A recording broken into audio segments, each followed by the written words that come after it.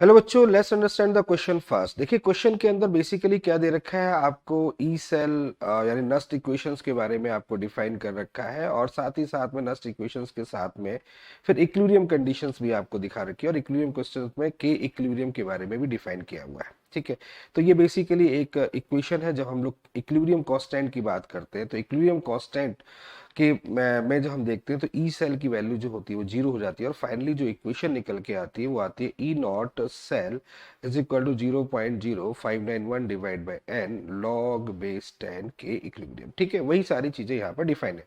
अब क्वेश्चन के अंदर देखिए क्या लिखा है, इक्विलिब्रियम कांस्टेंट के सी फॉर द रिएक्शन। देखिए अब आपके सामने ये इक्वेशन है और इसके लिए इक्विलिब्रियम कांस्टेंट निकालना है, यानी कि ये इक्विलिब्रियम कांस्टेंट निकालना है। तो एन क्या होगा, एन जो होगा वो एन फैक्टर यानी कि इलेक्ट्रॉन का चेंज। तो कितने इलेक्ट्रॉन का यहाँ पर चेंज करेंगे वो वैल्यूज यहाँ पर हो गई, तो ये 2 हो गया। अब ई नॉट सेल की वैल्यूज हमारे पास में गिवन है 0.46, तो ये हो जाएगा 0.46। अब वैल्यूज रख दे 0.0591 डिवाइड बाई 2, यहाँ हो जाएगा लॉग बेस 10 के इक्विलिब्रियम।